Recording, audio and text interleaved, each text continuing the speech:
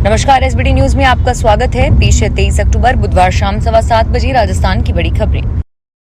रूस के कजान में बुधवार को ब्रिक्स की क्लोज प्लेनरी मीटिंग हुई। इसमें प्रधानमंत्री नरेंद्र मोदी ने कहा कि आतंकवाद पर दोहरे रवैये की जगह नहीं है। उन्होंने कहा कि ब्रिक्स देशों को साथ आकर इसे लड़ना होगा और उन्होंने यूएनसीसी में रिफॉर्म की भी बात की है। उन्होंने कहा कि कुछ ही देर में मोदी की मुलाकात चीन के राष्ट्रपति शी जिनपिंग से होगी। वास्तविक नियंत्रण रेखा पर तनाव कम करने की घोषणा के बाद दोनों के बीच द्विपक्षीय वार्ता होगी। 2020 में गलवान झड़प के बाद दोनों नेताओं के बीच यह पहली बाइलेटरल मीटिंग होगी। इसके बाद वे कई देशों के नेताओं के साथ द्विपक्षीय बातचीत भी करेंगे।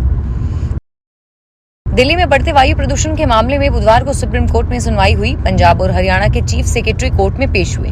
सुप्रीम कोर्ट ने गलत जानकारी देने पर पंजाब सरकार को फटकार लगाई और हरियाणा सरकार की कार्यवाही से भी सुप्रीम कोर्ट संतुष्ट नजर नहीं आया।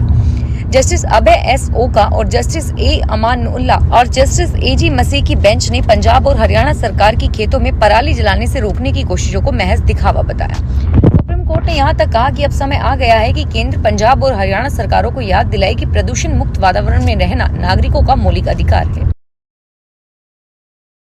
रीट परीक्षा 2021 पेपर लीक प्रकरण में जोधपुर रेंज की साइक्लोनिका टीम को बड़ी सफलता मिली है। पुलिस ने रीट परीक्षा घोटाले में शामिल 2 वांटेड महिलाओं को गिरफ्तार किया है।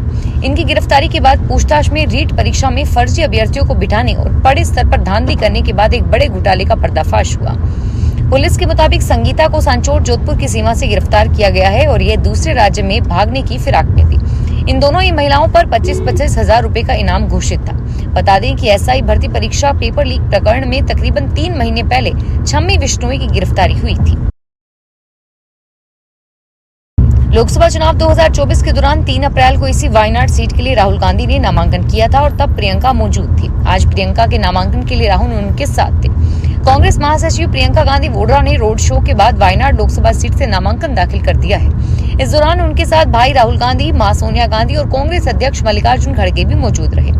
प्रियंका ने कहा कि जब मैं 17 साल की थी तब मैंने पहली बार पिता के लिए 1989 में कैंपेन किया था और तब से इन 35 साल के दौरान मां और भाई के लिए वोट मांगी है।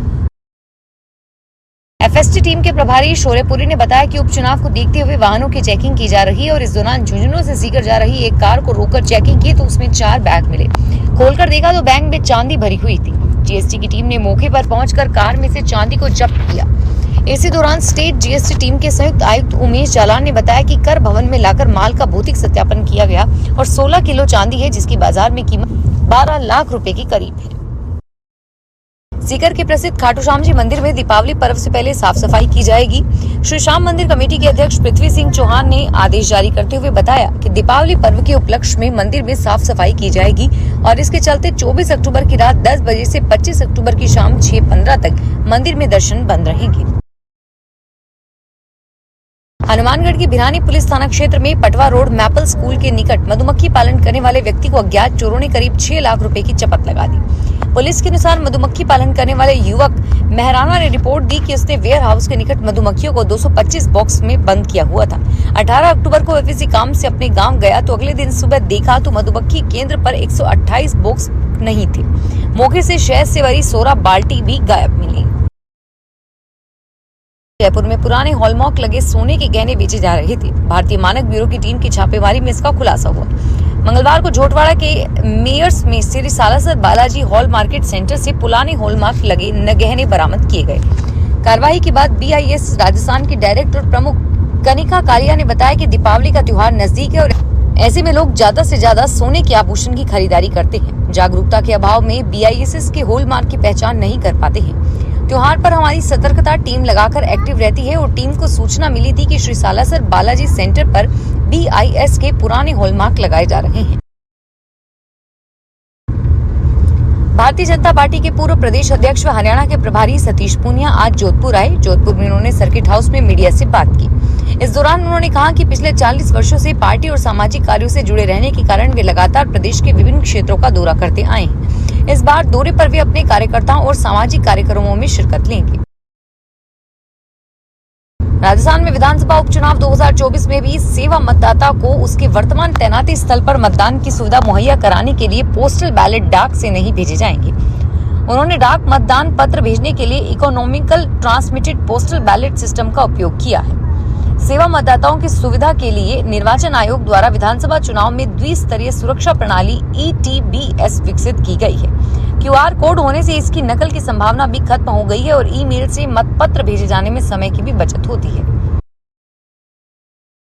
अजमेर नगर निगम की ओर से बुधवार को कार्रवाई करते हुए एक होटल और निर्माणाधीन बिल्डिंग को सीज किया गया और दोनों मालिकों के द्वारा आवासीय जमीन पर कमर्शियल एक्टिविटी की जा रही है। निगम के द्वारा नोटिस भेजकर जवाब मांगे गए हैं और जवाब नहीं देने पर निगम ने बुधवार को कार्रवाई को अंजाम दिया। नगर निगम के अधिशासी अभियंता धर्मेंद्र आनंद ने बताया कि परिमाम चौक में स्थित निर्माणाधीन बिल्डिंग का काम रुकवाकर सीज की कार्रवाई की गई है। बिल्डिंग मालिक की ओर से आवासीय नक्शे पर कमर्शियल एक्टिविटी के लिए बिल्डिंग का निर्माण किया जा रहा था और इसे लेकर मालिक को नोटिस भी दिया गया था। जयपुर से टोंक देवली के लिए बने 4 लेन हाईवे पर मौजूद 5 ब्लैक स्पॉट को ठीक करने का काम अगले साल से शुरू होगा। National highway authority of India ने इन 5 ब्लैक स्पॉट में से 3 पर फ्लाईओवर जबकि 2 पर सर्विस लाइन बनाने का प्रस्ताव तैयार किया है। NHI के प्रोजेक्ट डायरेक्टर अजय आर्य ने बताया कि जयपुर जिले की सीमा में 2 जगह पर जबकि टोंक में 3 जगह पर इस हाईवे पर ऐसे कट और मोड़ हैं। इन ब्लैक स्पॉट पर एक्सीडेंट की आशंका को खत्म करने के लिए यहाँ फ्लाईओवर और सर्विस लाइन बनाने की प्लानिंग की गई है। राजस्थान क्रिकेट की सियासत में एक और बड़े नेता के बेटे की एंट्री हो गई है और इस बार पूर्व सीएम वसुंधरा राजे के सांसद बेटे दुष्यंत सिंह की एंट्री हुई है। उन्हें झालावाड़ में संचालित 8 क्रिकेट क्लब में से एक भारत क्रिकेट क्लब का अध्यक्ष चुना गया है और अब कयास लगाए जा रहे हैं कि आगामी दिनों में होने वाले जिला क्रिकेट एसोसिएशन के चुनाव में उनको निर्विरोध अध्यक्ष चुना जा सकता है, क्योंकि जल्द ही राजस्थान जिला क्रिकेट संघों के चुनाव होने वाले हैं। बता दें कि झालावाड़ संघ के सचिव अहमद ने जिले के रजिस्टर्ड 8 क्रिकेट क्लब्स की सूची जारी की है, जिसमें 8वें नंबर पर भारत क्रिकेट क्लब का नाम दर्ज है। कोटा को देश और दुनिया में पहचान दिलाने वाले कोटा स्टोन उद्योग को ऑक्सीजन देने और पत्थर आधारित नई इकाइयां लगाने के लिए कोटा में स्टोन पार्क बनाने की तैयारी शुरू हो गई है। रीको ने राज्य सरकार को स्टोन पार्क की जरूरत के मद्देनजर प्रस्ताव भेज दिए हैं और झालावाड़ जिले में ही इसे सही पाया गया है। इस पत्थर की मार्केट के अलावा विदेशी मार्केट में भी बहुत अच्छी डिमांड है, इसलिए अब स्टोन पार्क की जरूरत है। लोकसभा अध्यक्ष ओम बिरला ने उद्यमियों की मांग पर कोटा में स्टोन पार्क बनाने का प्रस्ताव भेजने के निर्देश दिए थे। राजस्थान में गुलाबी सर्दी की आहट लोगों को महसूस होने लगी है, लेकिन हल्की सर्दी का जोर बढ़ने के बाद भी लोगों को पेयजल किल्लत का सामना करना पड़ रहा है। सरकारी पेयजल आपूर्ति किल्लत के चलते शिकायत करने पहुंची महिलाओं को जलदाय विभाग के AN ने टका सा जवाब दे डाला।